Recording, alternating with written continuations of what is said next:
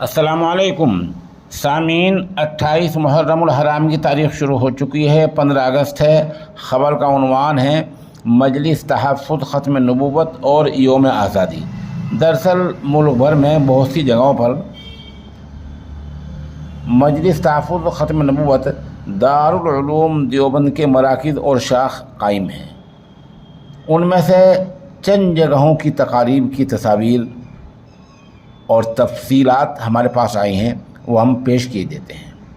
ان میں مدرسہ امداد العلوم یوسفیہ ڈونڈ پونا میں یوم آزادی کے حوالے سے منعقد تقریب میں طلباء نے ثقافتی پروگرام پیش کیے ہیں۔ یہاں مولانا عبد الماجد اور مولانا زکریا قاسمی نے پرچم کشائی کی ہے۔ یہاں مدرسے کے اس پروگرام میں شہر کے معززین اور عمائدین نے بھی شرکت کی ہے۔ ادھر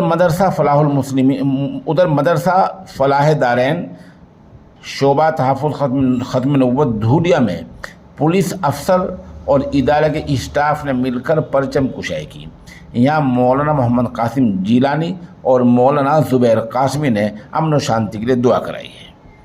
ماشاءاللہ مجلس تحفظ ختم نبوت دہلی، مجلس تحفظ ختم نبوت دھولیا، مجلس تحفظ ختم نبوت پونا میں اہم تقاریب منعقد ہوئی ہیں۔ یہاں مجلس کے تحت 12 مکاتب بھی قائم ہیں، ان سبھی میں پروگرام ہوئے ہیں۔ ادھر مجلس تحفظ شولاپور میں مجلس کے تحت 30 مکاتب ہیں، ان سب میں پروگرام ہوئے ہیں۔ یہاں مولانا عبد الرحیم مفتی محمد محسن نے دعا کرائی ہے۔ مجلس تحفظ ختم نبوت، یہ بتلا دیں کہ جو تمام ہم یہ شمار کرا رہے ہیں، یہ مجلس تحفظ ختم نبوت دارالعلوم دیوبند سے وابستہ ہے۔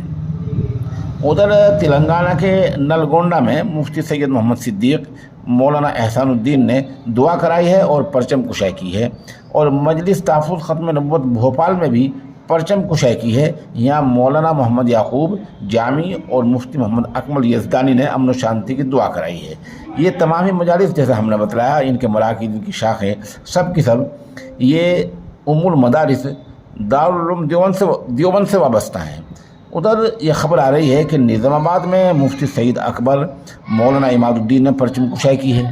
شہر پونا میں مولانا مزمل مولانا محمد مستقیم، دہلی میں قاضی عارف جمال مولانا شمیم قاسمی، قاضی ربیع الحسن وغیرہ نے پرچم کشائی کی ہے اور امن و شانتی کے لیے دعا کرائی ہے۔ ابھی مجلس تحفظ ختم نبوت کے بہت سارے مراکز ہیں جہاں سے اس طرح کوئی پروگرام یا تفاصیل ہمیں موصول نہیں ہوئی ہیں، البتہ پتہ چلا ہے کہ وہاں بھی پروگرام منعقد ہوئے ہیں۔